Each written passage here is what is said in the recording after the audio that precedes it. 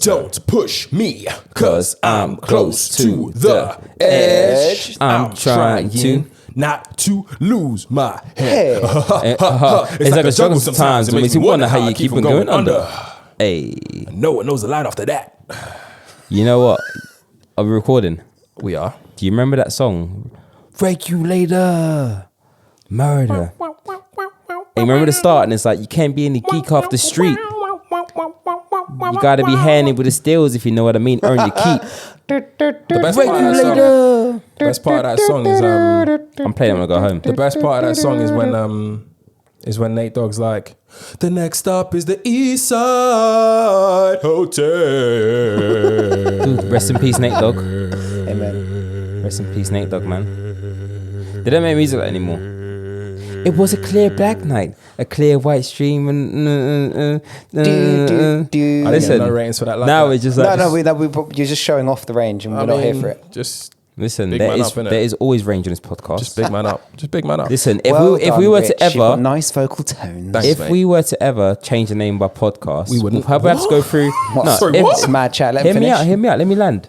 If we ever change the name of the podcast, Yeah. we wouldn't be able to because we'll have to have like copyright, legal things with the range. This shit is trademarked, by the way. This name is trademarked. I know that's gonna that. terribly I know got it's trademarked. trademark. Hell yeah, no. Oh, you completely on. missed my joke. Maybe it was just a dead joke. The range is The shop, the range, but that would be the name of the podcast if we were to change it. But we're not going to change it because you know why? Because this could And terribly episode 12. All right, Johnny. Dime. Johnny. ¿Qué pasó? Johnny. Johnny. Hello.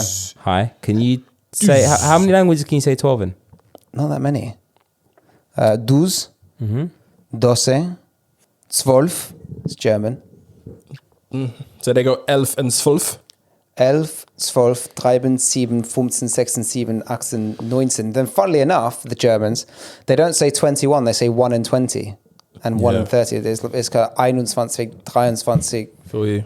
24. Yeah, that shit Hella chat. confusing. Not that many languages, so I can say 12 to be fair. That's actually you actually did well. See you here, Zabby. Jordan 5, Off-Whites, I see you. Casually. Yo, Know you what I know, mean? normal. Are those Dragon Ball socks? Nah, they're lion socks. Oh, they look like Dragon Balls from here. Nah, they Oh, do they actually. are lions. Nah, They are yeah. lions. But you know what it is? I'm Big up. actually, champion on the hoodie. listen. No, you know what it is, yeah. Swagger done. Do you know what I mean? Sorry about the socks, yeah, because basically I did a dark wash today, innit, and nothing's some of batch of living and that. Like, Yeah. I do a wash once there's like no more darks available, innit? Oh. So yeah, I've got these multicolour looking socks, and I see you there with a Supreme. Johnny's doing a throwback to the 80s with some Fila. Come Yeah. on. Know what I mean? Some white socks, some tube socks. They That's call them me. in the But States. Don't- What Donate- are donate multi-pack. what are these What trainers do you called know? again? I still need to get them. The ones I'm wearing. Yeah, the New Balance. New Balance 327, baby. Yeah, baby. The So balance. clean. I got these in about 5 different colorways because they're just sexy as fuck. And you only showed me 2 of them. They're just sexy as fuck. I see your hook. I got a few of these. I got a few of these, man. We keep them low key though. You know what I mean? You know, I still can't find my ring from my man. That's Can't crazy. Shout out your own cling, but I can't believe find it. It's somewhere in the house. you need to find You know it. what it is? It's actually probably because there's things. I always get paranoid with rings because like my fingers swell up really quickly. So after a what? while, I take them off and put the ring in my pocket. So it's actually probably in one of my jacket pockets. I just need to go through every one of my jackets and see which jacket pocket. What makes it'll your be in. fingers Oh, swell yeah. up? Like stress or heat or like? I don't know. I think it might be heat. Might be Are you, heat. are you, Like, made, to of, be honest, are with you, you made of metal? but to be honest with you, I think yeah, it But might be heat does heat. make your fingers swell up though. Yeah, like for example, because like sometimes In colder temperatures, rings are easier to get on. Yeah, that's why. Literally, swear down. so literally, like I got a pair, like a couple of pairs of kicks that are normally they're 8s and they're very snug. Whoa, sorry, listen, hold on. Man says size 8. Yeah, size 8. What size are you again? 10. Yeah, I'm size 10 and a half, 11. Yeah, I'm a size 8, and I'm like one of the taller ones as well. Trust me, it's a myth. Trust me, Yeah, winning raffles must be just a nightmare for you, bro. it is nightmare. That's why you're always winning, and I'm always catching L's, bro. No, but to be fair, at least his size is always in stock on a men's website. Nah, it's not. But you can that was buy- a dead joke. But you can, but you can buy female kicks. Nah, I can't. No, that's not even a diss. No, I can't. No, that's not even a diss. I can't, swear. I Yeah, can't. you can because women's shoes go up to size 9. So if Yeah. you see a sick, women get a lot of really good colorways. Nah, but their colorways are good, but then they slap pattern on it or patent or whatever, or like that's some all right, wild man. stuff. It's not. It's But not that's really okay. me, No, man. but sometimes every now and again they do like a colorway which is like not men's. So it doesn't go up to like 13 or whatever. But you can get into them, no problem. It's mad. Like when I was young, when I was like a bit younger, yeah, because I used to be like a size 7 for like most of my teens and like early 20s. Oh, boy. I used to get called a dinosaur, Why? like a T-Rex. 'Cause you know T-Rexes, yeah, they're tall, but they've got Yeah, like they got tiny small- feet. And like, oh, But shit. you're not tall. Kids are cruel. what? Man, 6 foot, fam. Bruv. Aye, Anyway. We don't address this early. Yeah, no. Man, that's true. You know, what? I'm 5'11" and a half, but you know what? With them Yeezys on, anything is possible. So, welcome listeners to This Could End Terribly, episode 12 with your boys Abby Ade, Johnny Vivas, and man like Zabi Art. We are here for the next, I don't know how long, to give you the latest and the greatest of what's been going on, the things that are shifting and shaping the culture. Did you see that for a freestyle? Can I get a... I just freestyled that. I was going to interject with "that's what's up," but then That's what's up. Bars. Mad shot, the range, all of the quotes. How are you, Rich? I'm tense. I'm not gonna lie. I'm tense. Oh, okay. We're gonna get into it. It's been a fucking crazy week. The soul is not sitting very well Correct. right now for many of us. But before we get into that, thank you to all of our Spotify listeners, Apple Podcast listeners, SoundCloud listeners, Pause. YouTube viewers, Pause. everybody who is on this thing. Continue to subscribe, follow, tell a friend to tell a friend to tell a hoe. YouTubers, please help us out a bit more. Yeah. I mean, YouTubers, you know what I mean? Just hit subscribe on it. But yeah, I've been good. Nothing really has been going on. It's been a crazy week at work. Something I am proud of this week at work, actually. I was made the co-chair of the Black professional community at my work this week. And I won't go into all the reasons why that's a big deal. But it is a large community. Speaks for itself. At my office. It's something that I've worked in for a bit. Wasn't expecting to go into a leadership position within that. But it really feels good that after a crazy year for Black people around the world, I'm part of a company that is trying their very, very best to make some changes and have put me in a position where I can be on the front line, pushing the envelope and putting forward some of the things that we need to see from a community standpoint, from an employer standpoint, internally. And yeah, it's a privilege. So that's a good thing that's come out of a generally broadly shit week. That's awesome, man. Amen. Congrats, man. How are you, man? Really good week, but at the same time, it's been a tough week. Challenging mentally, both inside work and what's going on in the world. So yeah, I agree with you in terms of being tense in a sense. Yeah, man. But yeah, I'm probably going to hold back and we're going to go through it. You know what I mean? I'm tight. Johnny, how are you? So there's two things that have been running on my head all week. The first one is it not mad that a group of squid isn't called a squad? But secondly, there are 50 million kangaroos in Australia and 3.5 million people in Uruguay. So if all the kangaroos in Australia decided to invade Uruguay, then every citizen would have to fight off 14 kangaroos each. My G, have you seen kangaroos as well? They're not here. They're not here for joke, bro. No, they're mad. Kangaroos. Yo, They're not they're here for actually the joke. most scariest They thing. square up They're to the man. scariest I saw your mo- Instagram Bruv. thing. I thought the same thing. Bruv, they are fucking... If a kangaroo's knocking on that door, yeah, it's all mad. I'll open up fully, take everything. No, I'd give him my chains. He's got my necklace. Yeah, no, they're not bad. There's some Asian countries, I don't know where exactly, where they do like kangaroo fighting, like in a wrestling ring, like kangaroo boxing. They put boxing gloves on kangaroos. Oh, for real? And they just like fight. They get Well, them to like in fight. Tekken? Or people fight the kangaroos. And the That's mad kangaroos chat. just stand on their tail and they just give them like a little bang, like Chung Li. It's just mad, But they got bruv. techers as well. They're not just swinging like Bruv. Man, like They're Jess, But scary, bro. where did they learn? How did they get so hench, Where bruv? did they learn martial arts? And what gym did they go to? I need to know. I need to go. And what's there. their diet? Fitness 'Cause first with Matt Simpson. You know what I say? And what's 12 their- years a slave workout. Listen, honestly, like where do they work out? Yeah, and what's their diet? Yeah, I need to know. Kangaroos, yeah, Them man are vegans. kangaroos are the cutest. Listen, kangaroos are the cutest like marsupials. Yeah, like Fam, they're not cute. They'll bang you in no, your they're the face. cutest fam. marsupials. Yeah, when they're babies and that. Yeah, Oh, okay, when they're babies. like yeah. in the pouch and that, looking all cute, and then. I Something never, you know what it happens. is, yeah? You never see the in-between stage. You never see like a teenage kangaroo. You just see them as a baby. They F off somewhere and they just come back moving like Ryu from Street No, Fighter. there's a fam. kangaroo in Tekken, bro. What's my man called? I can't remember the kangaroo in That's a second, flop. but I know Someone's what going you to leave mean. that in the comments. I can't believe I didn't know that at the pressure but point. for real. But anyway, big up Uruguay for the oncoming kangaroo Johnny, invasion. you have a wonderful mind. But besides all of those random facts, how are you? Yeah, I'm all right, man. I'm kind of just getting on with that. As Busta Rhymes said in the precursor to the seminal track, Baby, If You Give It To Me with Mariah Carey, there's a lot of shit going on tonight. Let's as Zavi says, jump right in. How do you feel after waiting basically all of last summer, last autumn and winter, and now a bit of spring? You finally get the Drake project, but it's not. No, it's not. No. It's not the Drake project. Let me land, as you said. We finally get the Drake project or a Drake project, and it's not certified Lover Boy. When it dropped, when Scary Hours 2 dropped, I mean, the obvious answer to my question is you were filled with giddy joy, but how did you really feel when it wasn't certified Lover Boy? No, I was actually calm, but he gave us starters. He really told us definitely weren't calm. He already told us that he's going for rehab at the moment. Yeah, He's going through what? he's like doing rehab at the moment. His leg or something like that, and he just gave us a little bit of status. Some status. He gave us some hors d'oeuvres. He gave us entree.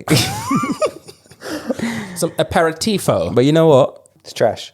No, it's not. And the new music section begins basically- at the start. Listen, no, I actually quite like it. Yeah, it's fire. I actually quite like it. If it wasn't Yeah. made by I'm in a Drake, You know what? Listen. the recommend second mistake. If it- Stay right there. Stay right there. What's wrong with you? You can't play it. We're gonna get No. knocked off. we're not getting sued. No, not by even. Drake. Don't Not do even. Wait. 2 seconds. If Stay it right wasn't there. basically, if it wasn't made by Drake, no one would listen to it. That's what's up. What? Oh no, man. No one thinks it Some was of a these banger. mumble rappers are getting away with a lot less. That doesn't mean that they're good. Yeah, but it's it's just situational music. clout. It's just Yeah, he said, look, he said clout-driven this. release. He said, yeah, drops him off at school. Big day for my little man. Recess hits. Daddy probably made another M. Listen, the guy is on crud. Are you on Rap Genius right I now? am on Rap Genius right now. That's just disgraceful. What the fuck is Right? going on? Regardless of what their husbands do to provide, they're asking me if I know Beyonce. He's reading it like it's a Bible, And Nicki like- Minaj. I mean, this is Like his, he's an Of African, course. like he's Pastor Toby And then he reading the says, Bible. He's this like, is his spiritual Big leader. up Pastor Toby. Whoa, no, don't put him in the podcast, man. It's disaster only. Yo, that pastor probably listens to Drake too. Oh goodness. so you love it. I'm assuming you love Yes, I Scary love Hours it. too. Yes, my favorite. Does this intensify the desire for certified Lover Yes, Boy? I'm a massive Drake fan. If you didn't know, and for newcomers, I suppose he's got to tell the newcomers, right? Yeah, newcomers, I'm a massive Drake fan. Sorry to all the day ones. Fucking hell. If Certified Lover Boy comes out when we're out of this lockdown, then feel free to arrange like some sort of like listening party. No. We had this on episode 10. We're not doing it. You keep trying to like. No, I'm trying to flirt with this idea. No, I'm not Stop saying trying to make no, listening party it don't happen. have It's to be not a gonna disconnected happen. listen party, just a general listen party, just catching Just the vibe. gonna invite people to your house, yeah. No, not to my house. No, Oh, so where you gonna do it? no, it could just be like on Zoom or something, innit? I don't See, mind. this is the Wait. No. We can't let him. You're gonna organize a Zoom listening party Yeah, for Certified Lover Boy. yeah. That's mad chat. Who's attending? Listen, hella Drake. It's a fans. grid. It's a grid of 16 different webcams on your Zoom. Who's filling up 4 rows by 4? Tell me. I need to know. And if you say my name, I'm not there. Listen, innit? I'm not there. I'm busy. Yo, Rich is there. Trust me. I'm fucking what? Yo, put this way. Respect me. Listen. Respect me. I beg. I've been on Car Jones with Drake. I've been in Car Jones with Abiada, yeah, and he knows word for word singing from his chest. I know some Drake songs. No, don't do that. Do not do that. Bro, I do. Abs, don't do that. Bro, Stop Drake- showing off front of your friends. Because when you're with me, you sing from your chest. I've had enough. Drake When you're with me, you sing from your chest, Abiade. Drake and Heady One, yeah. I know about football. You know when he Just spits, what? when he spits like that. When he spits like that, you know what I mean? What can I say? Just Drake and Heady One. Okay. for real. So like, yeah, it's like me and you ain't done karaoke before. Listen. all He's going coming red. He's out. going red. Look, black guy going red. No. Look, I enjoyed it. Scary Hours 2. That takes care of one of the things we were going to talk about in the new music section. Scary Hours 2. You probably heard it by now. Shit. I mean, you probably got the alerts on your Spotify for Drake stuff like you do Disconnect Terribly. What? I get it. Oh, yeah. Yeah. All our listeners, right? You know that Spotify analytics, right? It's got this really, really cool thing where not only can you see like how many people listen to the podcast and so on and so forth, but it also tells you who your listeners listen to. Oh, no way. Yeah. Who do our listeners listen to? I bet. So let me pull it up. I'm actually intrigued. Yeah. I can't believe I didn't tell you, man, this. So, artist number 1, who's your guess? Please don't be Drake. Drake. Drake. So you're telling me. I know you. Artist number 2, Oh, guess God. who? And I think this might have something to do with our recommendation on the last episode. Is it Route Taylor 73? Swift. Nope. Gets. Oh, Yes. come on. Yeah. Number 3. Cut man a check, fam. Swear down. Artist number 3. Is it also related to the podcast? Have we talked? We've not spoken. I don't know if we've spoken about this guy much on the podcast. Probably the biggest singer in the world, to be honest, right now. Chris Brown. The Weeknd. Weekend. I was gonna go for Wagner from X Factor, but carry on. Oh yeah, no, he's second. So Close can I just second. say, right? 4th is WizKid and 5th is Kanye West. Oh, really? Yeah. So can I just say, right? There's a Telling me- trend. You're telling me if I did... To be fair, I by the did- way, yeah. it's your podcast listeners have streamed these artists the most in the last 28 days. Okay. Yeah. So we're basically plugging all these artists. I mean, Gets in particular. So wait, so you tell me that if I did a Zoom listening party for Drake, yeah, Oh, fam. you tell me what bang? Zavi. Yo, it will bang. Look, the stats don't lie. Zav. Yo, your numbers, man. I'm a numbers man. You're a stats man. Listen, stats don't lie. If you were doing research to do an event, you will look at the stats and the demographics and the All right, geographics so and all the graphics. So if Drake wants to big up our podcast have a listening party for him, then we can do that. But otherwise, I'm done plugging this guy, bruv. I'm convinced that every single time Zavi uploads an Instagram story, which is a lot, he Very tags often. Champagne Pappy on every single one of his stories. Actually does. as a sort of like, look at You know, me. you know, Will you know, notice me. No, you know, actually don't even. I don't follow Drake. I know, neither do I. What? You that don't doesn't follow mean him? that doesn't mean you can't tag him. I don't tag him. Even I Why, follow him. why are you for? volunteering that nonsense, useless fact, Bro, You don't follow him. What does that even mean? Bro, I don't even tag him. Are you normal? How do I know that? I can't see it. Stay there. It's so fine. You don't even have to prove it. No, stay there. But you don't have to prove Why it. don't you though. follow I him? can't. I trust can you. prove it. I trust you. But you only follow him in real life. You don't have to follow him though. Anyway, should we Can we move on? Yeah, let's dive right in. So, who do you think is concerned about little Archie's colour? Oh boy, who isn't? You know what? Who do you think it was? Because my money was on Prince Philip. Straight No, off the I don't bat. think it is Yeah. on Philip. No, it was. I don't think it is on Philip. I think It Philip. was. And even when they came out and they were like, "Oh, it definitely wasn't Queen and Phil," I was like, I don't think it is him. I think it's know. him, man. He seems like one of those fellas, yeah, that ain't got sense. He's just talking, yeah, without thinking, and he just like, Yeah, he's and this old is- as hell, and he just and says we're it. we're gonna get into it because, carry He on. seems please. like the type of people that will probably still say things like a coloured person, Yeah. or a mulatto. That's what I'm saying. So that's why I thought it might have been Phil, because it probably wasn't like. Yeah. I don't think it was meant to be, and I can't prove this yet. When they first said it, my initial thought wasn't, "Oh, they've said something egregious." So that's why my mind shot to Philip, because he's been fucking making offensive comments since like from day. since early, innit? From day. I don't think it was him though. But now, obviously, they ruled that out. We kind of have to carry on the investigation. Who do you think it was? I mean, it's Charles or William. Yeah. I think Charles is a bit of a pagan. I just don't think it's Charles is a pagan, bro. William, I just can't see it. William, nah, I can't see it. I can't see it. think on being my William. mind- No, William's a little bandit. I see something on the news the other day about. Did you put it in the chat actually, or was it my sister?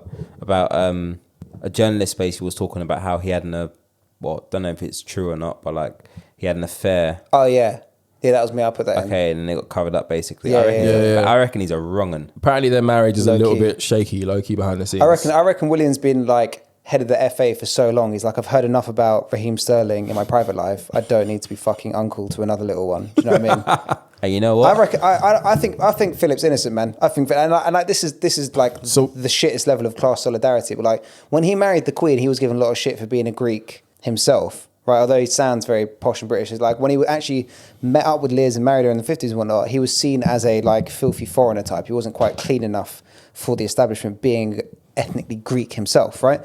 So I kind of think that he might have a little bit of sympathy. 100 years later, them Greek genes are keeping him alive, bro. Keeping him going, He's bro. You know what I mean? alive and kicking at olive 150. that olive oil and fish diet, I keeping him going. swear down, bro. 100. Like, But Charles, bruv, he's already. I mean, if you were to like list pagans throughout British history, there's like Harold Shipman, Sol Campbell, Wait. and then Prince Charles. Wait.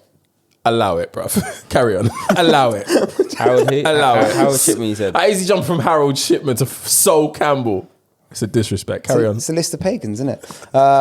So like Charles has got a track record for paganry. Yeah, I mean, he's so- been a from time.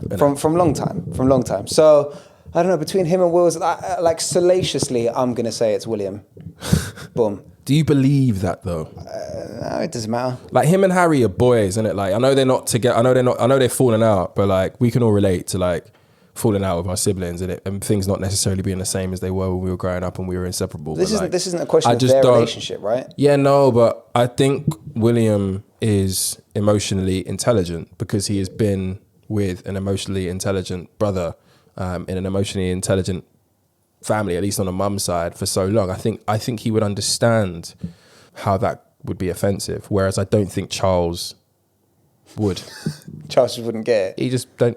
I mean, what has he ever had to really think about? I don't know. Did you see that interview clip on Fox with this like fucking renter Brit goes on Fox and it's like, well, the Queen can't be racist because she's head of the Commonwealth, and like most people in the Commonwealth are either black or Asian. So, But obviously- honestly, the Commonwealth for me, it's just such a finesse. It's still, for me, to be honest, the with you, ultimate it's basically repackaged slavery. To be honest with you, like to it's the extent- literally a marketing exercise in rebranding colonialism. yeah, It's exactly. explicit. Yeah. Nobody And even it's so denies insane that. how like it doesn't get called out. Yeah, Yeah. it's nuts. So we jumped into this relationship, but like the interview's out, everybody's seen it, everybody has dissected it. It's caused a whole lot of controversy. People have lost jobs, people have lost face. A whole bunch of cretinous idiots have come out of the woodworks. What did you guys first of all make of the interview, and what do you think happens next? Boy, go on, Sam. I think I actually rated the interview. I thought it was real.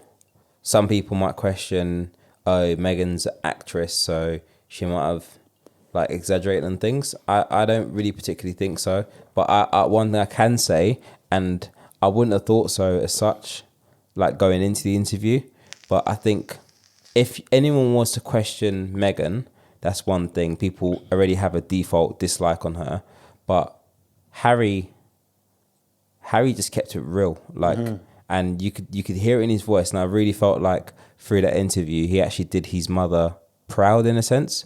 Like people can say, you can look at two ways, like in a sense of having nothing more else, like nothing to lose in a sense. He's just gonna say it, and I had a lot of people asking me questions like, what was it really necessary? Yes, it was.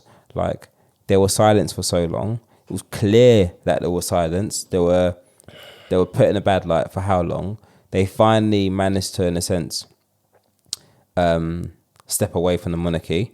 And I think, yeah, this is the right time to do it. And I think it's really inconsiderate for people to be saying, oh, but Philip's not well. Like, the hell... It's The fully fuck not doesn't got to do anything. Yeah, that And- narrative and- came and- from Piers, who we'll get onto, right? It's yeah, a silly there's thing. Friend that of the show. narrative, Yeah, friend of and the then show. there's that narrative, and then also they're like trying to find the stupidest things to call out Meghan on and stuff, and this and that. But I'm like, dude, like you're saying that this is like a shambles to the monarchy and like this is a disgrace, fam. What have you just forgot about Prince Andrew, who's is a paedophile and just a nonce and just a wrong 'un from day that will literally shame any family, let alone the monarchy. Like how and even that, just putting that to the side and like sweeping it under the carpet and focusing on this, for me, it makes my blood boil. Yeah, didn't Prince Andrew like straight up like invite Jeffrey to the palace? Then when they just like partying in the palace or some shit. Like without wanting to be technical, but I think they went on like a shooting trip up north or something. Sandringham. I think a bit further north. I think maybe that's a Scottish estate or some shit. But they were like, as he said in the Emily Maitlis interview last year, he was like, well, that's why I announced that I'm no longer able to be his friend anymore. But after 25 years of like putting 14-year-olds away on a private island, it's a bit fucking late, you know what I mean? Zav, you're right, man. Like I actually raised the glass while I was watching it to Harry and Meghan, because I think it was the most important interview that they'll probably ever have to give. My heart goes out to Harry, because he has had to be reminded every single day of his life. He was probably too young to understand what was going on with his mum. I remember vividly. I was a day away from starting at St. Thomas the Apostle when Prince died.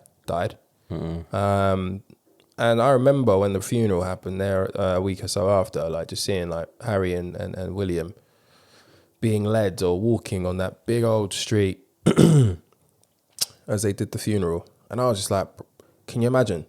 He's had to live through all of that, and he's had to read about it from various different sources. He's had to grow up in an environment where I can't imagine it's the most talked about topic. I can't imagine he's got a great deal of closure in his life or any of the answers that he may have wanted about what happened to his mother, both while she was living and leading up to her death.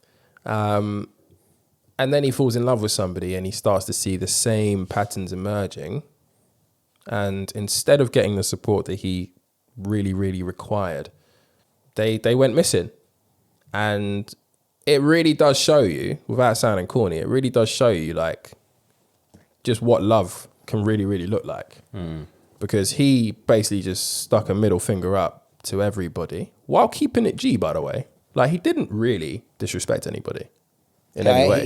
He definitely could have given up the crown jewels, but I mean, he gave up enough, but he kept it respectful at the same time. He kept it very, very respectful. Yeah. Even in the interview with Oprah, you know, I love my grandmother. Like, she means the world to me. He was saying all of the right things. And, you know, I think they've been media trained and have done all of that. You know, they know what to give and how to give it and how to deliver things in a way that says a lot without necessarily needing to say it. So you know that when he spoke about his grandmother, it was real. And then when he wasn't so fond of other members of his family, he still kept it respectful, but you could tell. Doesn't have a relationship with his dad, really. And his relationship with his brother is strained. I thought that was so confident, like so brave of him to openly say that. Like, I haven't heard from my dad in a minute. Yeah, my dad, when I told him what was going on, he told me to put it into a fax, put it in writing, holler at me, and then stop taking my calls. Like, saying that on TV, I mean, like what's he got?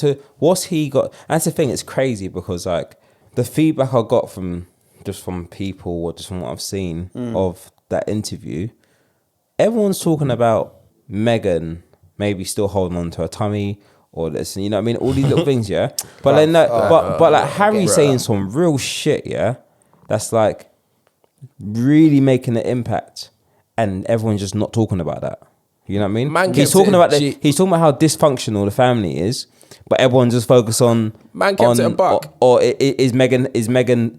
I reckon she's an actor, mate. Yeah. He kept she's it a buck. An actress. He kept it real. Like we joked about him and Meghan being podcast ops to us, but man kept it a G. Like, he was like, "Yo, we needed money. We got cut off. He hasn't had an opportunity to like make his own living and have a career and whatever and build up his fortune. You know, he relies upon the family and always has relied upon the family, and they cut him off. So when he was like, yo, we needed the money because I need to protect my family. Security is the most important thing. Security is expensive. I don't know if anybody knows, but they like 24 hours round the clock surveillance is expensive in America. Super, super expensive anywhere. But in America, it's crazy for high profile because they're proper security. It's not like intelligent. It's not like T.I. and the man in a minute. Like, no, it's intelligent. No, is that proper intelligence? Exactly, right? And it costs. And, you know, like a lot of people, Piers Morgan and the like, you know, they're going off to the States and they're signing every contract under the sun and they're doing voiceover deals and Spotify deals. And it's just like, yeah, buddy, because they have to. Because they were cut off, and they could have told us that then. Do you know what I mean? They could have told us that then.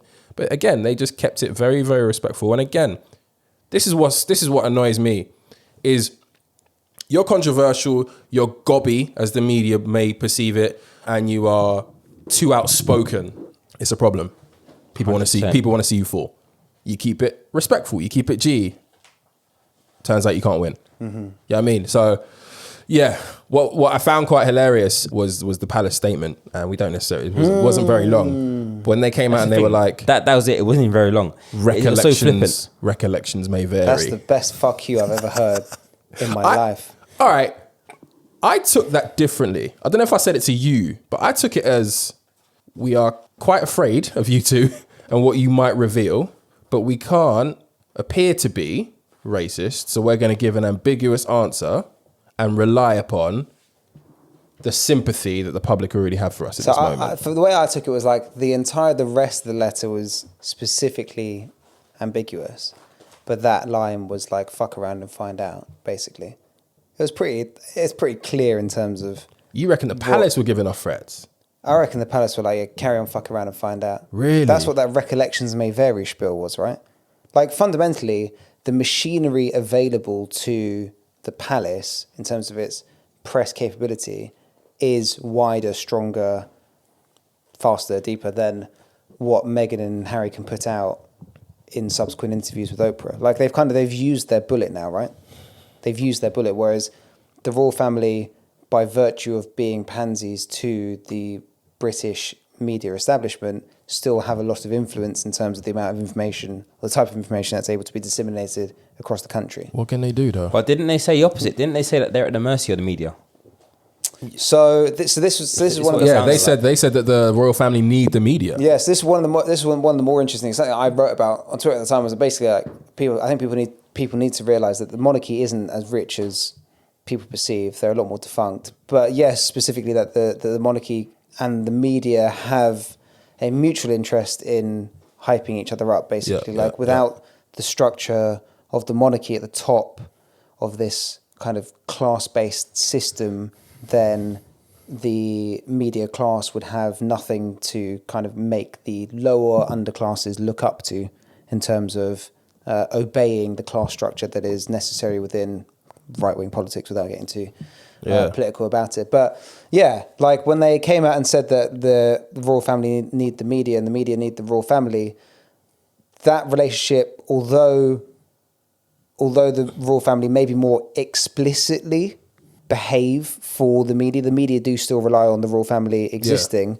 And in that context, like it's still important for the royal family to be the ascendant party in the relationship, because if the public were to know widely that the media really are the ones who use the royal family as like dancing puppets, then the entire kind of establishment concept would fall apart. Yeah. Right? Yeah.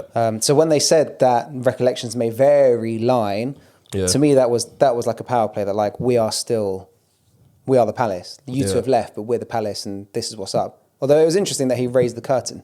Yeah.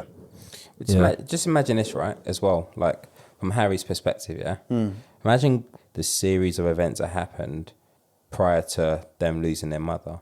Like her starting to date outside of the family, to a Muslim, to then find out that she was likely pregnant, to then find out that she was so committed to her new relationship that she either was considering or she was converting to Islam, to then finding out that your mum happened to die in a car crash, to then knowing that your family, who you're then growing up with the rest of your life, probably had something to do with it. Yeah. And it just all got covered up. So your mum was murdered, potentially, very likely, by your family. And you're having to live with that, but being told otherwise. Like, how painful is that? Yeah, all I took, I mean, that's going to have to go in the conspiracy episode that we get around. Yeah, 100%. I took a lot of things from the interview, and the main thing I took away from it was that it's a business. The whole thing is a business. The firm, innit? Yeah, they call it the firm, whatever you want to refer to it as. It's a business. You go on the Wikipedia and it's like the value is like 1.2 billion, and it's got its own HR department. And I know that makes sense because they've got loads of employees and stuff, but there is this grey area between what is meant to be sort of the family and what is meant to be the business, which is why ultimately they found themselves in a situation where they had no support at all. And everything that Johnny's just said about the relationship between the media and the royal family, I mean, it was probably in the royal family's interest over time to not try and suppress these stories about somebody who long term was probably going to bring down the image as they perceive it, this glossy, perfect, white image tainted by a woman who, as you say, similar to Dodie, rest in peace, wasn't in the image consistent with what they want. Meghan Markle, as far as I see it, fairly inoffensive, largely inoffensive. I didn't like her character in Suits after a while. I fucking hate Suits. I went from falling in love with Meghan Markle when I first saw her. I was like, who the fuck is that, mate? Who the fuck is that? big up Mike. Suits is so shit. Big up Mike. To hating her character and just wanting her rid. And when I started hearing the rumors about her and Harry, I was like, she's out of here. Amazing. I can focus on Donna. Hey. But like, what's she done? Listen, like as Claude from Arsenal Fan TV says, yeah, it's time to go. Like the royal family is done out here, right? Like if anything, Harry is the perfect example of royal progress, right? Like his great uncle, who's King Edward VIII, who gave over to George VI. Why did he give over? Because he married an American divorcee. Edward VIII was a Nazi, right? Now, Harry, as this kind of like example of progress, also married an American divorcee, but only dressed as a Nazi. And so like between the two of them, he's a fantastic example of the modern royal family. Point is that they're not modernizing at a fast enough pace. And the only defense that people ever give you, when you say like get rid of the fucking monarchy, the only defense people ever come back to you with is, oh, but then good for tourism. Cool. You man, I'm going to ask you a question. I don't think I've asked you this yet for a reason. Have I ever bought a royal family fridge magnet? No. Oh, okay. What do you man think? Because you probably have. But what do you man think? Guilty. What do you man think? But not for me though. Carry on.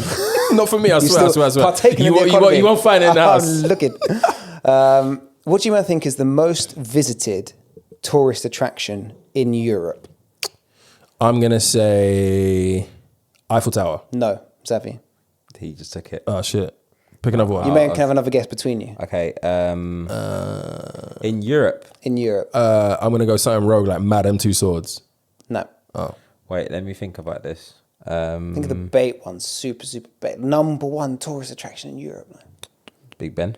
No. Wait. In Europe, I've gone blank. Wait, 2 seconds. Okay, one more guess before you tell us. Stratford Westfield.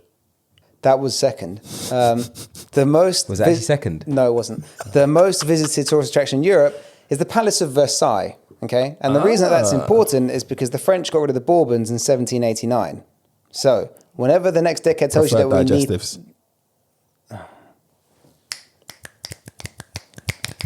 Come on. It's the most hateful clip I've ever given. Come on. Intensely. Come on. It's bars, isn't it? Intensely Bars. dislike you. But You know what I mean? the next time anyone ever tells you we need the rules against giving tourism, no, the French fucking chopped the king's head off hundreds of years ago, and it's still, their palace is still the most visited place in Europe. We don't need them around for the money, right? More importantly, you've all seen thousands of people, hundreds of people, queuing up outside Buckingham Palace to take a picture outside the gates. Can you imagine how much money we'd make if people were actually allowed inside? Facts. Talk about money from tourism. Bro. About people go to Windsor. People come here and go to Windsor. Can you You imagine can't go outside Windsor Castle. Can you imagine taking a selfie like in the drawing room? Buckingham Palace urinal? Bro. Can you imagine what that urinal looks like? It's like the Ned, but like No, But wavy. but like wavier. Yeah. But that's what's up. Can you imagine? But Or I just feel like it'd probably be like really old school. I bet it'll smell nice. it would Yeah. definitely smell nice. Might see a few ghosts, but some Yeah. royal ghosts. But I'd rather. One young George just strolling Bunwall. I took a shit there once. But that's what's up. So, but this is the only defense that people ever give you for why should we not get rid of the royal family? Like, well, they make us a lot of money. Well, they don't. I ain't seen none of that. But last year we paid them 67 million quid out of the national budget in cash just for them to spend, innit? These people, they basically pay income tax selectively. Like, we basically just handed over a shit ton of land that we used to pretend was ordained to them by God so that we could fucking serve them in this bizarre class structure.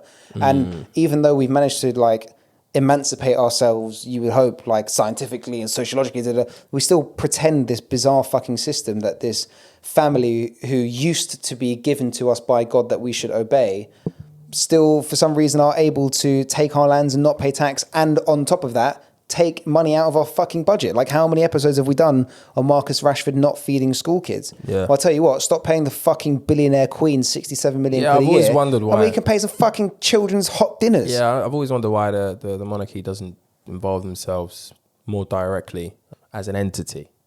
Because more, they are in more of the community stuff. Because they are the epitome of the pinnacle of class structure. And this is where the relationship between them and the media comes in. Yeah. Without a royal family, if we just become a republic, then, oh shit, like, we might have to fucking reckon the fact that all people are equal. So like 5 years from now, episode 175. This could end terribly. Quick maths, bad maths. I'm Terrible. sure. That's awful maths. Where are Harry, Meghan, Archie, and little baby that's coming? Boy, I hope they're safe.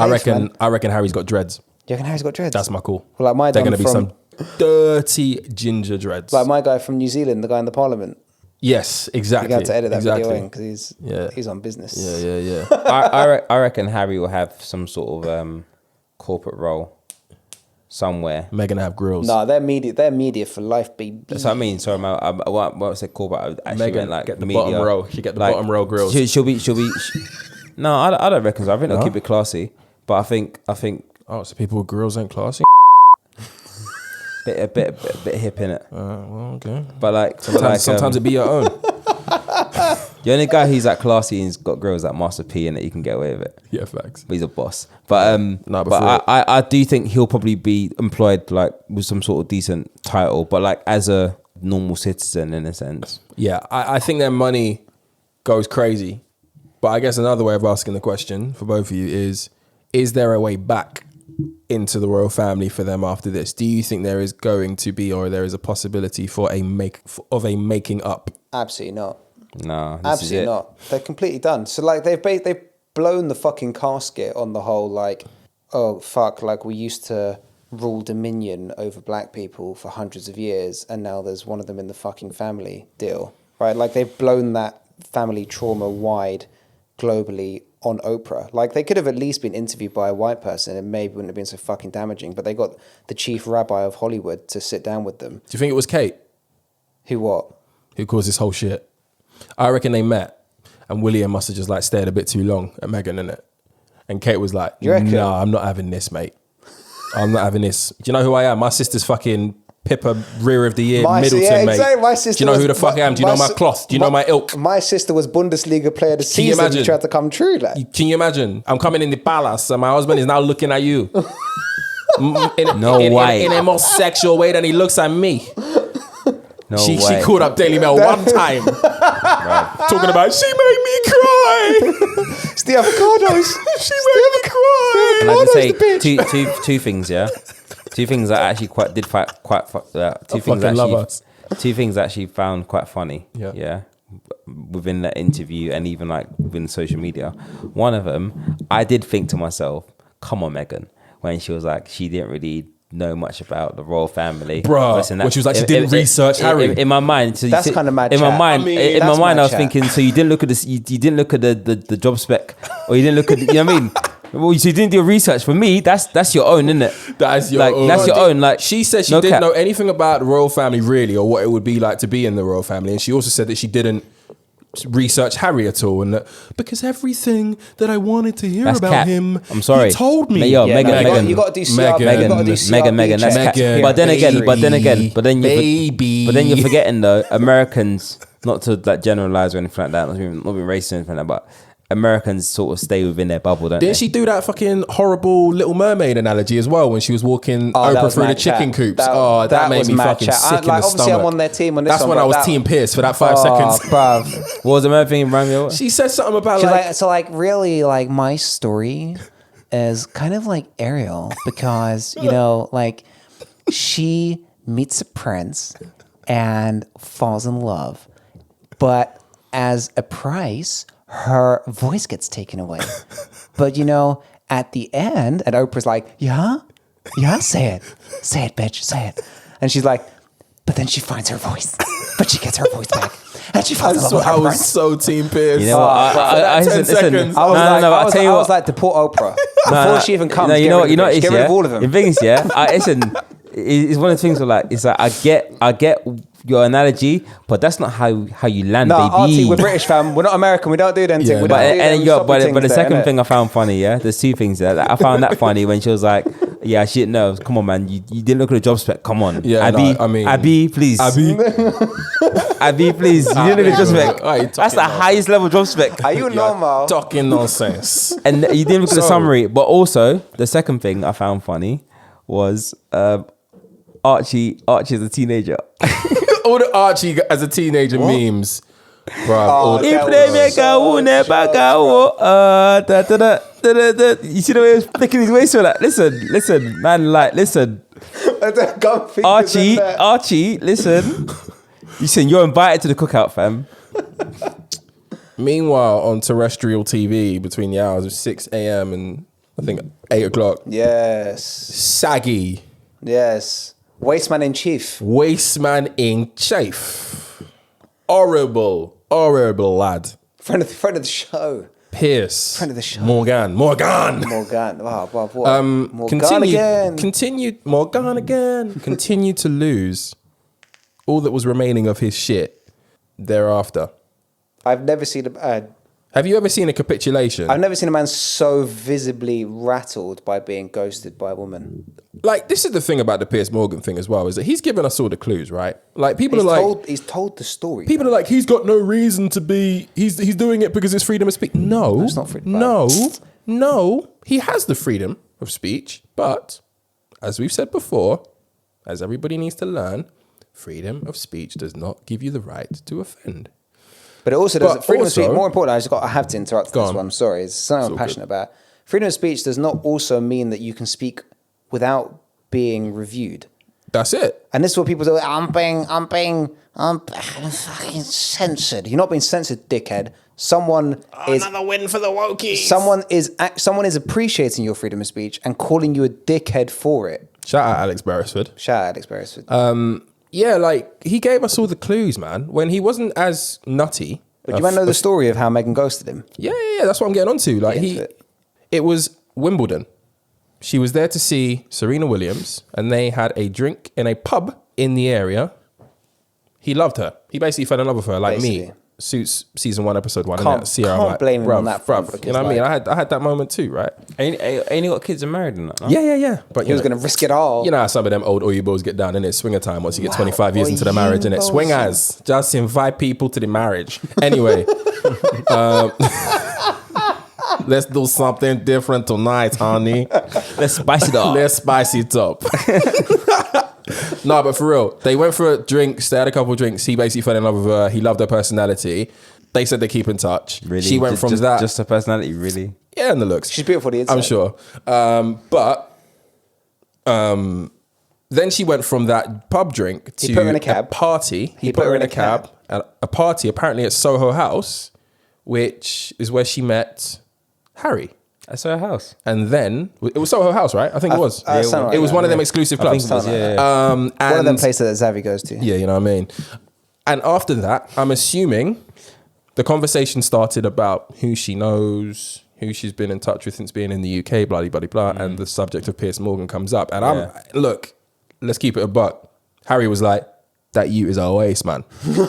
That's all that happened. That's all that happened because after that meeting, the relationship between Meghan and Piers was no more. She stopped chatting to man. You know what it is, yeah? He went on Instagram to her page and he saw user not found. Is that true? No, It's true. Fuck it. I'm just spicing it up, innit? It's true. Tweet that. User not found. She blocked it. She said Piers nobody above. Nobody above. And Piers blocking. Morgan's like, look at my class. Can't you see my class? And then since then, Piers has been on this rampage, and we don't need to bore the listeners with the rampage. We all know what it was and how he continually abused her and bullied her. And He's writing constant articles in the Daily Mail, bro. It's a fucking obsession. I just love the way he stormed out, though. But yeah, as a kid, Pussy, bro. chickens came home to roost this week when pretty much everybody who called in or who they had as visitors on Good Morning Britain put it on him. And shout out Alex Beresford in the loudest possible terms. Trisha bro. Goddard. Yeah, Auntie. big up Auntie Trish. And shout out Auntie Shola as well. Big up Auntie, Dr. Auntie Shola. Dr. Auntie Shola. They all put it on him, and that's what culminated in him storming got out. rattled. The straw that broke the camel's back was his head was colleague, hot. Alex Beresford, putting it on him. But this is what I say about these freedom of speech dickheads, fam, is that they spout bare shit. And then when challenged, constant shit. And then when someone's like, okay, now I've listened to you, this is what I'm going to say back, they're like, whoa. Trying to censor, man, fam. Not trying to censor, man. I'm trying to challenge you to stand up for your own beliefs. Yeah. And if your confidence in your own convictions is that weak, then maybe you should shut the fuck up, fam. For your 100%. own good, like. But Piers Morgan is not interesting. He's not remotely interesting. But what is interesting and potentially quite dangerous for the future is what may be his next move. Now, I would put it to most people that the mainstream media, the mainstream press, these sort of debate shows, so on and so forth, the likes of Good Morning Britain panelist-like shows are fairly centrist, right? They, for the most part, we don't have shock, jock, far-right, crazy media programs on TV. Yeah. A la Fox News in the States and stuff. But what has happened, obviously, in this age of populism over the last few years is that people have seen the value in being this shocking. And that has translated to what I was only made aware of this week through Johnny and a couple of other people. This new show being launched by Andrew Neil, called GB News. Now, the minute Piers Morgan was fired, Andrew Neil basically offered him a job. Now, if you do some research on GB News, I'm going to let Johnny speak about that a little bit more. It's basically going to be the UK version of Fox News. And it's going to be where all of your far right, all of your pro-Brexit for all of the wrong reasons type people, all of the I can't even go to a corner shop without fucking speaking to Mr. Singh, you know what I mean? Them type of people. But I don't know about all this music you listen to. The only J. Cole that I know used to play for Chelsea. Do you know what I mean? Like, you know what I mean? Fucking hell, shout out J. Cole, yeah.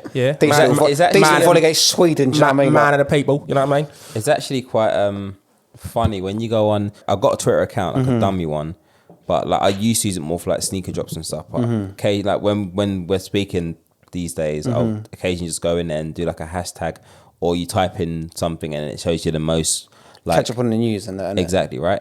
But it's actually quite funny when you go through like Piers Morgan or the responses to it, how many people in this country are like so pro Piers. Yeah. It's mad Or like, chat, innit? but it's Mark Wright from but it's The Only Way Is Essex. No, but it's venomous. It's venomous though. Like Amy from Love Island. You can just Saw her hear on it. Bumble the other day, by the way.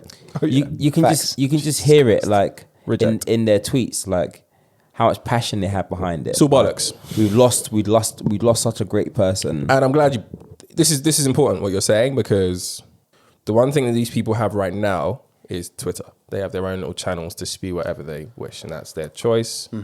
But what they're going to get through channels like GB News is a real voice box.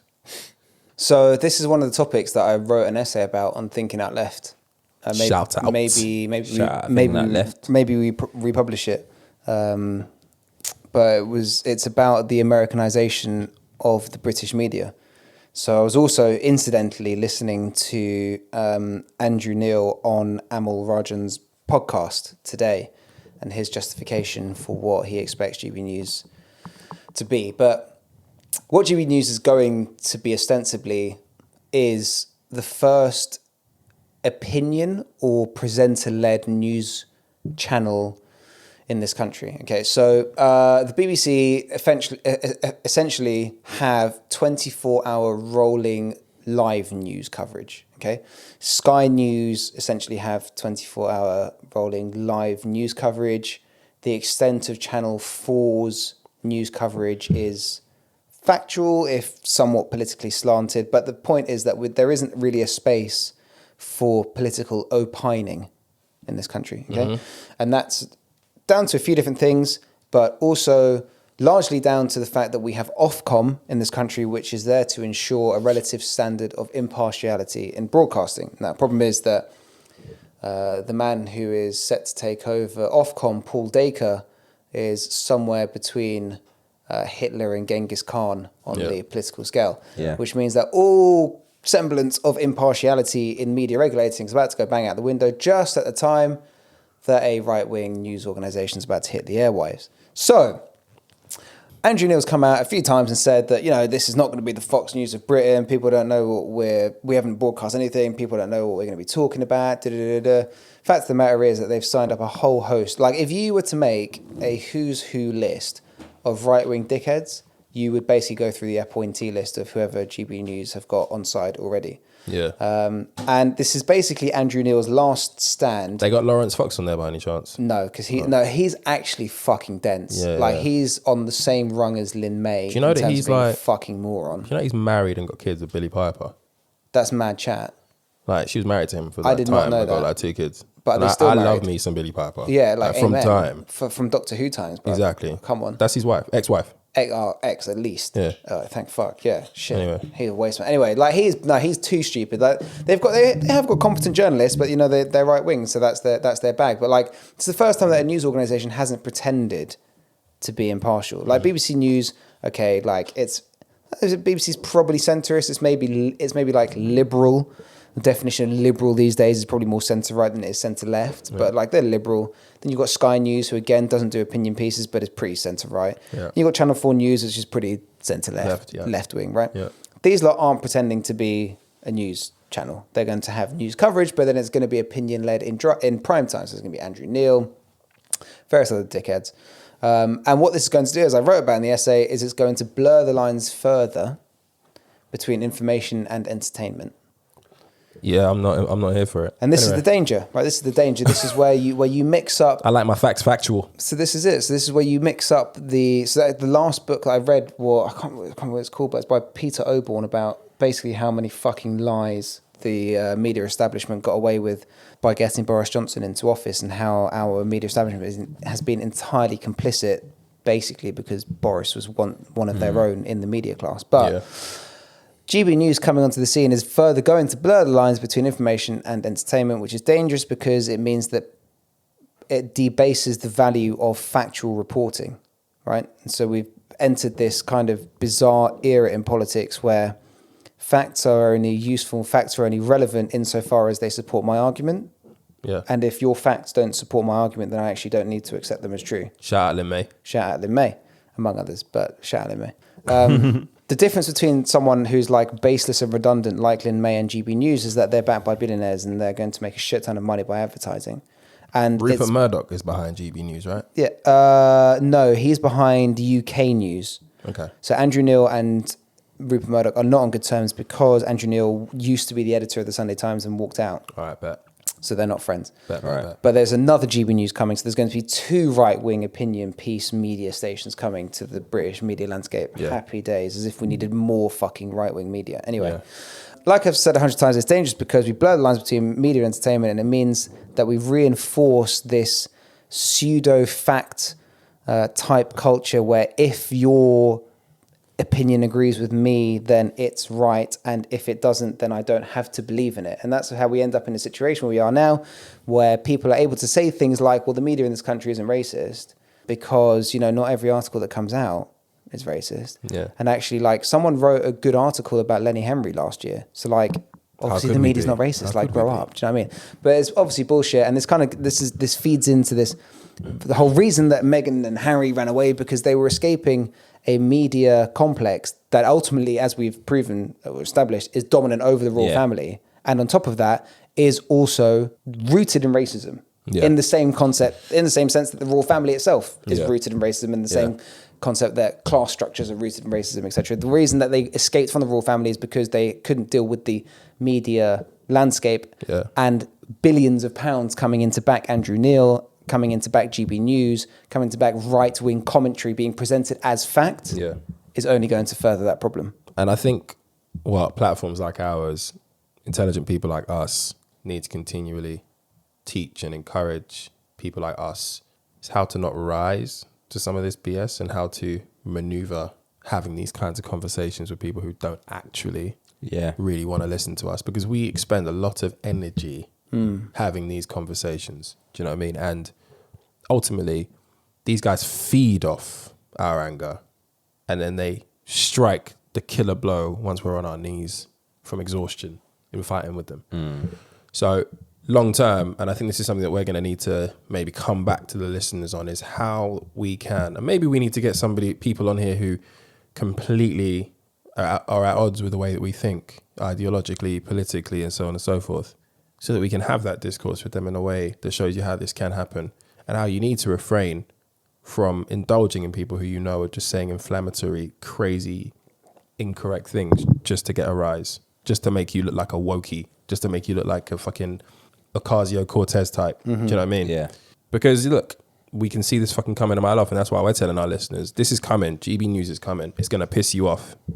It's going to rile you. You're going to go on Twitter and you're going to see people supporting this in droves. Don't bite. I think this is where you and I disagree, though. I think this is where you and I disagree, and this goes back to. I'm not saying don't argue, by the way. I'm not saying don't have an opinion. So to me, don't bite means don't engage. I think there's a way to engage that is dismissive. I'm going to believe what I'm going to believe. What you are saying is nonsense. I'm letting you know that I see it, but it's nonsense, and we're not gonna indulge. We're not gonna engage. So bite is when you're going with him. Yeah, I hate you. We don't do Vim. We shouldn't do Vim. We know from a mile off who is trying to have a constructive conversation with us and who is trying to fucking rile us. Yeah. Yeah, I hear you. From the first word that comes out their mouth. Come on.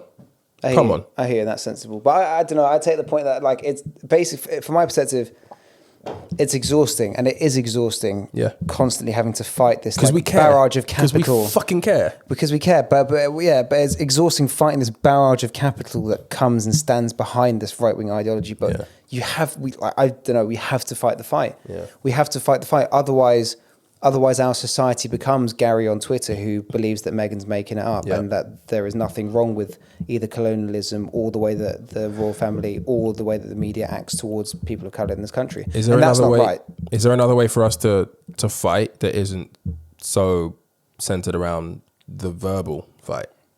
Yeah, it's organising politically, it's unionising, it's campaigning, and it's getting the fucking Tories out of power, bruv. That's how you do this. Do you think petitions will be effective at all? No, petitions aren't going to be effective. I mean, like, okay, so like the reason that Piers Morgan's gone is because 40,000 plus people complained to Ofcom, right? That's probably the reason. And because Mind, the mental health charity, have got a campaign going with ITV, and he was denying that she was suicidal when she was pregnant, which is so fucked. But like, he's been gotten rid of because, there was some sense of organised, but that reinforces the point. So how do we combat this without organised? Do you reckon they had a look at the demographic of people who were putting in those Ofcom complaints and said, this is our audience? Like we can't not get rid of him at this point. I'm not sure that people state their demography when they register a complaint to Ofcom. I've never put one in. So but on that though, weren't more the complaints more from a mental health standpoint rather than a racial standpoint? But this is a tweet that I saw that was quite interesting, right? You know what I mean? This was a good take. I think it was. So as a journalist, I've had a couple of interactions. I won't name her here, but maybe later down the road. But she said, is it not kind of fucked that basically the media is allowed to kind of not only act but inflame racism with impunity? But the moment somebody says anything about mental health, they get fired. Yeah, it's crazy. But that's the theme right now, right? That's like the current But spotlight. the point is, why do we not address racism with the same vim that we do? Because there's black people involved with the racism conversation. Because it's institutionally fucking racist. Like, it doesn't take a genius. And let's make sure we sort of carve it out. Like, there's racism, right? But when you think about racism, the vast majority of like concentration is around black people, right? Because when there's a clear difference between racism and anti-Semitism is that has its own category, but that's still racism, right? So, but when you think about racism itself, it's amongst black people, and somehow we know why. Like, we've been conditioned to believe that that's okay, in a sense, right? I mean, things to do with mental health, that's more of a global. It has more of a global impact. Yeah, I think what you're trying to say is that mental health is something that essentially umbrellas more people. And the majority of the people who they care about when we're talking about mental health people aren't necessarily black, but because they know that it affects so many white people. It's kind of like the opiates epidemic in America. It's only an epidemic because they never treated the crack epidemic the way they're treating the opiate one, for example. Exactly, man. But it's crazy because I never said this on the podcast when we had the episode. I think episode 1, it was, when we spoke about Marcus Rashford, right? Yeah. But even that, I still felt like there was an element of racism towards that, because he was a decent young black man that was doing something, and even the way Piers Morgan said, yeah, he's a decent young man, you know, and the impact he had on the government, for example. But it was almost still like some sort of, it was, I'm sunning you. yeah, I'm sunning you. It's almost, even the way Piers Morgan said it, I didn't buy it because I felt like for that split felt it was second, patronising. for that it split is. second though, Piers Morgan did win like in a sense like a black vote in a sense because like he was bigging up Marcus Rashford. But even at the fact that he was a decent young man, this and that was quite a surprise, and that in a sense that there should be more people like this, even though there are more people like this. But what does Kanye say? Like racism is still alive. They're just reconsidering it. Yeah. You know what I mean? But I feel like when it comes to things like mental health, for example, drawing it back, so I sort of like digress. But when it comes to mental health, that's something obviously not to be played with. Like, but at the same time, I think you're probably going to get more of a if that was purely on racism, right? And Piers Morgan's language more tilted towards racism. What struck people was the fact that, like, you know, how can you question somebody who was suicidal? And it probably didn't help that they had a campaign or something like that around it. So back to your early question about where does it go from here? I think the investigation starts now, and I think the breakdown of the monarchy starts now. Yeah. So yeah. I mean, basically the problem, and like to wrap up this topic, like the introduction of more explicitly far right platforms. Again, read the essay on Thinking Out Left. Is going to alter the center. Is going to move the discourse of our country to the right because there's going to be so much content, and in the sense that the media is allowed to pretend that it's not racist, we're going to also end up normalizing examples or normalizing campaigns of hashtag not all men. Yeah. Yeah. You've given me a perfect segue. And I think I actually need to like gather my thoughts a little bit because it's still quite raw, this next topic. I guess we got to start off by saying rest in peace. Rest in peace. Rest in peace, man. Sarah Everard. Rest in peace, Sarah. It cuts for so many reasons. One is because she looks very, very, very much like somebody who I know. So when I was scrolling a few days ago and I first saw that somebody was missing, I panicked because I thought it was one of my ex-colleagues. Pains me because it happened in South London, which is where I'm from. Literally a stone throw from where I live as well. And yeah, it's just a stark reminder of just how difficult it's become, and it's always been, being a lady, being a woman. And look, we've got some news obviously today that the body parts that they found, the remains that they found are Sarah's. So she is indeed no longer with us. And the police officer who was initially suspected of committing the crime has been arrested and charged. It throws up so many questions. And again, by the time you're listening to this, you would have seen every single post, every single, I won't call them memes almost. You almost associate memes to funny stuff. You've seen every single social media post, outreach about what people can do, what men can do. But I don't even know if I really want to take this angle. I don't know about you, man, but I've known from a very, very young age, whenever I've been with a female friend, whenever I've been with a member of my family who's female and they've gone home or gone somewhere else after or gone somewhere late, I've always known it in my heart to say, text me when you get there. Text me when you get home. Obviously, text when you get home. Like, and we're talking, that's been a part of me since a very young age. Like, imagine the things that we are conditioned to do because of just how fucked things really are out there. Like, we've been given, Sarah Everard aside, we've been given a few examples in the last year and a half, even during a pandemic, of where these stories are just becoming, contrary to popular belief, contrary to what Davina fucking McCall may have tweeted today. Mad chat. These things are becoming more common because if it happens once or twice, it's once or twice too many.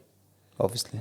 But it is really fucked up that we're still, as Johnny just said right just now, in this really weird state of denial about the seismic changes that everybody needs to make things better.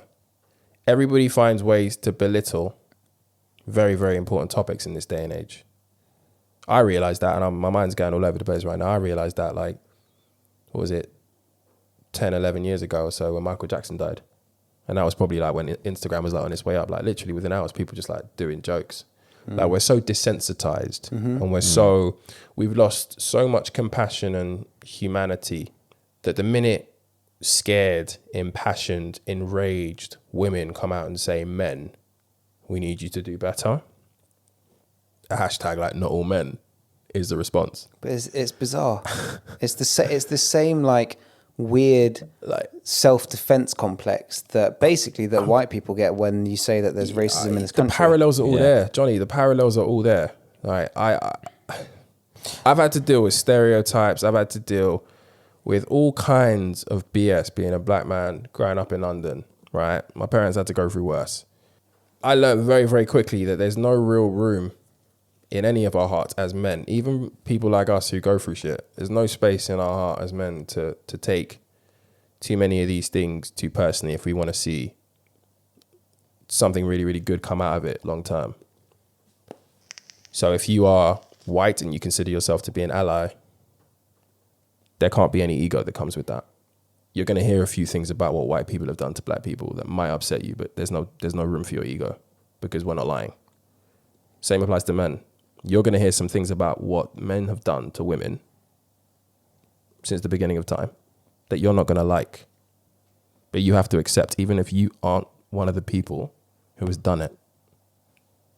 Seems pretty fucking simple, no? How is it that we have a situation now where people who aren't even guilty of some of the things that women are accusing the wider population of men of doing are getting defensive instead of just being like, you know what? You're right. So without getting too like deeply sociological or psychological about it, basically it comes from a culture of individualism. So this is kind of this documentary I was trying to get you men to watch by Adam Curtis. I'm on it. I need to tee it up. It's a bit fucking deep. And like, this is not the entire explanation, but basically where society has conditioned us all to think of ourselves as party of one, that we contextualize all external experience as it relates to us, which is a very deeply narcissistic way of looking at the world. But the reaction function is like, when someone says, white people have really systemically fucked black people, white people go, well, I haven't done anything. That's not, no one's saying you've done anything. Yeah. When women say men have done really fucking awful shit to me and I'm terrified of walking home on my own because of what men have done to me, men will go, well, I haven't done anything. Yeah. Again, that's not the fucking point. That's not what no one's accusing you of anything. But the fact that you internalize this experience of other women and make it about you makes you part of the problem, basically. And this is something we spoke about. What's the name of that rapper who was smacking up his missus? Octavian, bro. Yeah. Like, you saw my post, and I'm glad you brought it up because you saw my post, and that's what I'm getting onto right now. We have a podcast, and it'd be easy for people to listen to this podcast and to think that this is like some sort of like pandering, pro-female podcast. I think we're balanced in so many fucking ways. And I think we always have been, and I think we always will be. But we have always been pretty open and frank about the fact that the women in our lives are very instrumental in who we are today. So going off that alone, like, we're never going to have any fundamental ill feeling towards women. We're definitely, over the course of the podcast, for all our listeners, going to call women out on bullshit. Same way we want to be called out on bullshit. Yeah. But Same as we expect the women in our lives to call women Yeah. out on bullshit. But it goes both ways. And I It definitely goes both ways, right? And I'm sick and tired of having these conversations and seeing these conversations play out and having men being accused of pandering, accused of not being a bro. It's tiresome. But it's the same at shit this chat. point. It's the same shit chat that people say like, "Oh, you're being woke." Yeah, I said on the Octavian shit that like every single man has had a friend, has had that friend where they've been in a situation where they've had to or had a choice between correcting behavior or ignoring it. Every single man has had that choice. The reason why we are seeing this perpetuate still is because more often than not, men are choosing the latter. They are choosing to ignore. Yeah. They are not calling out their buddies. I could name names right now. They're all on the tip of my tongue. I could name them right now, but I wouldn't because this goes out. Of men who have either received harsh words in a text, harsh words face to face, Yeah. or a punch in their fucking jaw because of shit that I've seen them do, heard them say, the way that they've gone on, whether that be intoxicated or not. There needs to be negative association with certain behaviors so that they're not repeated. And if you do not have an environment as men, as groups of friends, and this also refers to women as well, because there are some women who are in groups of male friends, like generally populated by males, who see certain behaviors towards women and don't necessarily call it out because it's not gang to do. Everybody has a role to play, but our responsibility to be more of an ally to women in these situations. And that manifests itself in so many different ways. But the fundamental one is by calling out your brethren. That's what's I up. agree. That's what's up. That's what's up. You've seen, sorry, I'm sorry. it's all good, it's You all could good. probably tell I'm Yeah. I've been dreading having this conversation. Say you be. Like, we've seen posts. Women, they do all of the tricks, all of the things that they need to do to keep themselves safe. They've been doing it. It doesn't help. It doesn't help. What are we missing? We're missing the part where men say, yeah, nah, that ain't cool, B. And on both your points, like, I think society being quick to disassociate themselves, right? And they're being that automatically making them a part of the problem. Like, I genuinely feel like, let's say, for example, you're a part of a team, right? And your team has done something, or your team's not performing well, right? You will still own it. Like, yeah, we're doing shit right now. You might be a star player, right? But you're saying, okay, cool. I'm going to bear that. We're doing shit in the league right now, or we're doing shit in whatever right now, and we're gonna call that out and work on something. I think it's the same analogy. Yeah. All right. That men need to take that same approach on situations that are going on right now. I think the phrase for women, like, you know what I mean? I think the phrase you're actually looking for is you're only as strong as your weakest link, innit? Facts. Exactly. So I'd rather bear that. Like, yeah, like I would rather bear men as a gender, right, being called out for something that maybe a percentage of the men might be carrying out and doing, right?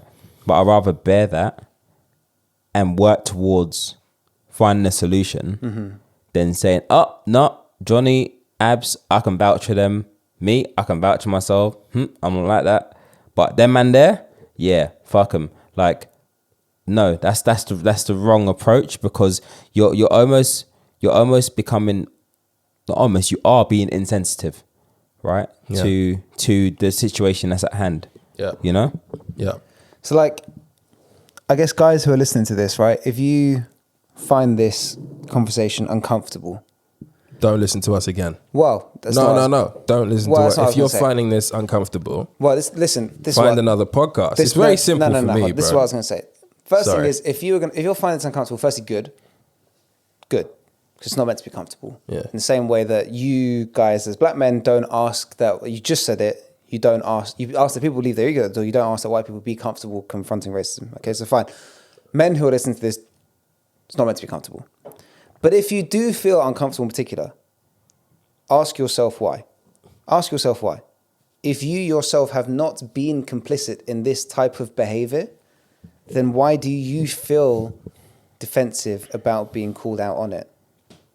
Is it because you don't wish all men to be blamed? And I find that a bizarre defense construct in any case. Especially when people know that when women are saying men and all men, it's clearly not.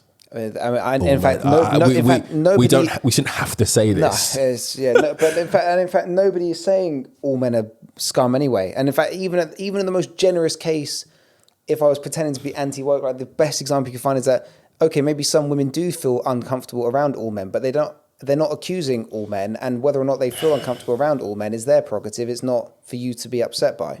Yeah, the headline doesn't quite hit if it's like most men or some men but that's need not to the- do but that's better. also Why not don't the people point. fucking understand? That's also not the point. It's also not how language is anyway, used. Anyway. if you feel uncomfortable, good, because it's not meant to be comfortable. Second, if you feel uncomfortable, ask yourself why. Why do I feel uncomfortable? Is it because I don't like being accused? But if you're being accused of something that you're totally innocent, then you're not complicit. You should feel no reason to be defensive. Yeah. Anyway. Yeah. Right.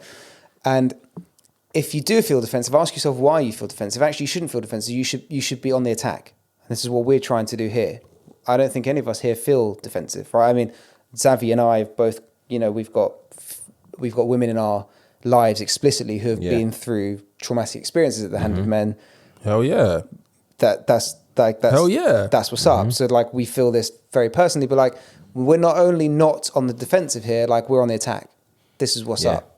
And this is kind of what I went back to what I said on Instagram, where I was allying the reaction function between anti-racism to anti-women beating.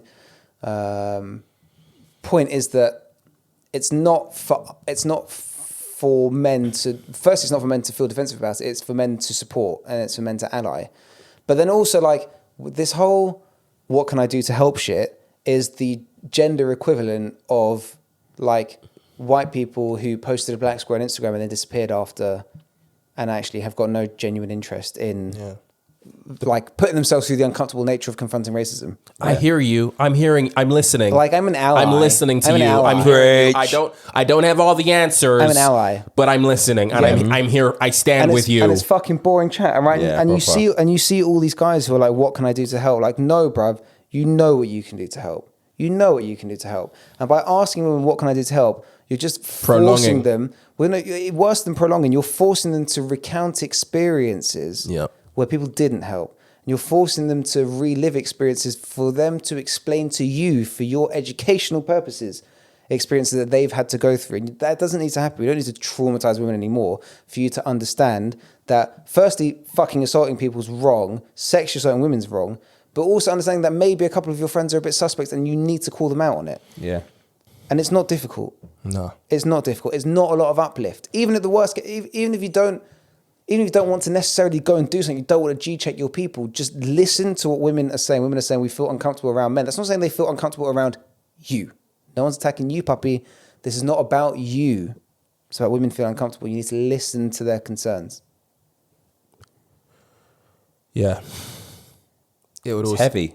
It's proper heavy. Yeah, But it has to be heavy, right? It Because does. this is not a light-hearted topic. It's not a joke thing. No, right? exactly. No, It's heavy. It's I'm not. saying. We're not listening. Anecdotally, we all have stories. We're not listening enough.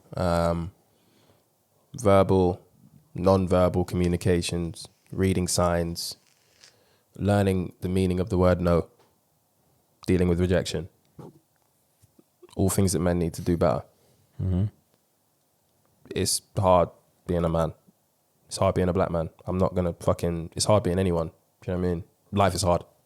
But we are dangerously wallowing in a fucking swamp that lacks humanity and compassion, as I said before. And that's how these things happen. Come to find out it's a fucking copper. Can you imagine? 5-0 scum, bro. Come to find out it's a copper. Being paid by us.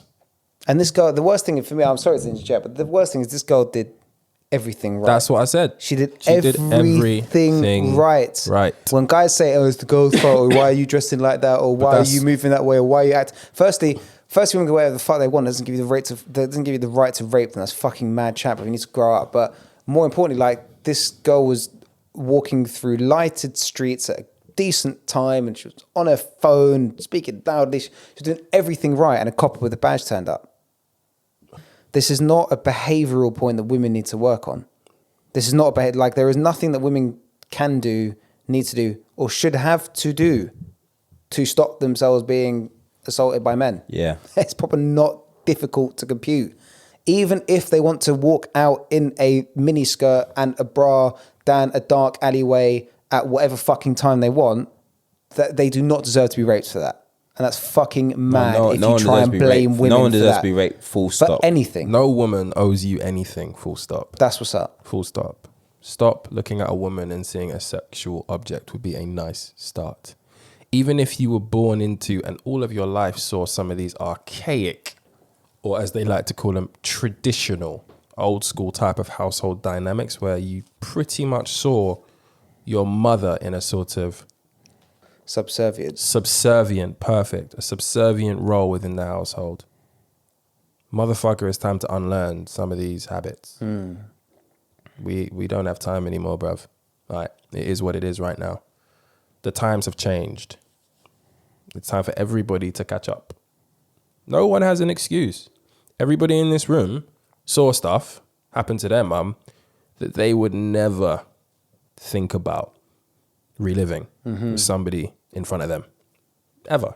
We could have easily gone the other way. And again, if that makes you feel uncomfortable because you think that we are focusing on a minority, then my message to you is just look at how much pain this minority is causing. We need to do better. If you feel like you're being accused, ask yourself why. Slide into the comment section. No, slide into the DMs and let's have a chat. Yeah, I'm open. I'm down. Let's have a chat. And I need to focus on, and this isn't, look, it may seem like it at times, but, you know, the fellas next to me know that, like, you know, this isn't a political podcast. And, you know, I think you can pretty much see where we steer politically, but I think we try to keep balance. But again, it was just another week for Tory MPs and Tory candidates. Sean Bailey, who is trying to vie for your heart as London mayor. This fucking guy. After the news came out that the remains had been found, immediately found himself on Twitter politicizing Sarah's death by saying he fears for his wife and his daughter's safety in London. It shouldn't be this way. But vote for me and I'll ensure that we get more safety in our neighborhoods. This was within hours of news about Sarah Everard's body parts being found. Sean Bailey, you're going to lose the London mayoral elections quite significantly. What a waste, man. But I genuinely hope that you lose a little bit more, because there are certain things that being a politician doesn't give you an excuse to do. And that was one of them. He tried to politicize this girl's death before the body was even cold, which is so fucked. So fucked. Like, can you imagine how much of an asshole this guy is? Like, Boris Johnson's a fucking idiot. Was a 2-term mayor of London, right? And the guy who follows him is probably the most unfairly maligned mayor of London, largely because he's a Muslim. But no other mayor of London has ever worn as much shit as Sadiq Khan. And Sean Bailey is fighting him as the most unpopular mayor of London in the context of possibly the most unpopular Labour Party in post-war history, and still nobody knows who the fuck Sean Bailey is. Yeah. Bro, you're a fucking loser. This is gonna do you're him. A fucking loser. This is gonna plunge him deeper into obscurity. But no one knows who he is anyway. And I don't even want to say his name anymore in case he gets any more rep from the podcast. Fuck him. Yeah. Good luck with everything. And before we wrap up on this, I also want to speak about Priti Patel, who Friend of the show. And you guys are going to have to allow me a moment on this. Priti Patel, who, yes, came out and said that this is a stark reminder of how dangerous it is being a woman and all the safety precautions that need to be taken as a woman. But she then also went on to say, and I know that to a degree she has to say this, but she then spoke up about how integrity is a cornerstone of all of the police officers in the UK and how highly integrity is as a priority. Let me tell you about integrity within the police force. Last summer, Nicole Smallman and Bibba Henry were found dead in a park in Wembley. Police scene, forensics, blah, blah, blah, blah. 2 things happened. And I'm going to speed it up because I don't want this to be too sad. But 2 things happened. One thing that happened, 2 police officers on the scene took selfies. Disgrace. I remember it.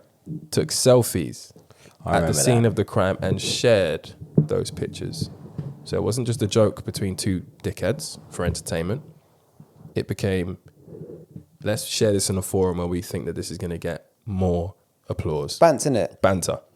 Which kind of tells you... They're black women, they're mixed race women. Exactly. It's Which good kind chat, of, innit? which already is picking away at Priya's vision of what integrity is within the police force, because, again, it's not just two people, it's probably a WhatsApp chat filled with the motherfuckers. Agree with them. And what also happened, because to this day, the mother, Mina Smallman, if I'm getting her name wrong, I apologise, is still going through that court process because of two things. One, she believes that the police officers didn't take her call into the disappearance of her daughters very seriously, so much so that she almost had to start her own search party, number one. And that's now being investigated by like internal affairs, which indicates possibly a bit of a cover-up. And also the main thing is that we still don't have an understanding of what happened on the scene, because they accidentally threw away a lot of the forensic on the scene of the crime. Shame. So, again, we're losing confidence in our police officers out here, right? I need to give an RIP to Nicole and Bibba, but I also need Amen. to give a rest in peace to Blessing Olusegun, who last year, October, I think it was, similar case to Sarah, body found, beach in Sussex, phone, body, slippers within a small distance of each other. Police No way. basically mark it as there's nothing to see here. We don't even have an answer. I'm losing faith. I'm losing confidence. So you can call it integrity, Priya, but the street's been talking. So, I mean, this in danger of this becoming the institutional racism episode. We've done the royal family, the press, and the police. Like, how many more examples do you need? Look, you're going to get jokes from this kid and terribly most of the time, and there's jokes in this episode, but you know what? Sometimes, fuck the jokes, innit? Sometimes you've got to speak some real spit. Yeah. Sometimes keep it real. This is a heavy week. I'm not going to come on here. There's no way a week glossing it like up. we're not going to come on here a week like this and just be busting joke. Like the whole of London ain't fucking hurting and like scared and shit. Like, There's real spit to get through. we all know women. We all have women in our lives who got that little bit more shook this week. Facts. So I'm not going to come on here and fucking joke around. RIP to Sarah Everard, Blessing Olusegun, Nicole Smallman, Bibba Henry. At least in the case of Sarah Everard, the family can somewhat, in some small way, at least, find some closure when that guy whose name we will not mention is sent down. If he is the person who did it. Hoping he is. Right? Hoping. If he is the person who did it. Hoping whoever is sent down. And I pray that in the other two cases, in Blessing's case and in Nicole and Bibba's case, we also have similar closure Amen. for the families. Amen. Priti Patel, you square peg, you fucking Scumbag. triceratops. Scumbag. Say it as it is, bro. Scumbag. You triceratops looking slab of dead food. Oh, just an awful, honestly, just an awful, Bruh, awful it is person. what it is. Anyway, quick one. Since we're on this, I think we're going to need one of these. Or maybe not. Is that a pre-clip? I don't know. No, we're not going to do clicks for this. George Floyd's, the case has seemingly been settled. Or at least one part of it has been settled. A case against the state. City of The Minneapolis. city of Minneapolis is looking like it's about to be settled for what is a record $27 million payout, which is going to go to George Floyd's family. Derek Chauvin, who I shouldn't have named, but there you go, who killed George Floyd, let's not sugarcoat it, murdered him, Yeah. is going to continue going through that court system and that process.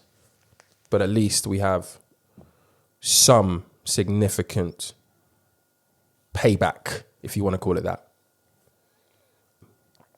Not that 27 million is ever enough to replace a life. Amen. Rest in peace, George Floyd. Amen. Rest in peace, George Floyd, man. I'm not going to lie, lads. I'm pretty much done. I've not really got much else to say. As I said, it's been a heavy week for everyone. I could do new music, but I don't really care to. You man got anything? Nah. Not really, no. Is that what we need to say? Yeah, I think we did all of these topics service and justice. yeah, I guess we'll be back in a couple of weeks. Yeah. This could end terribly.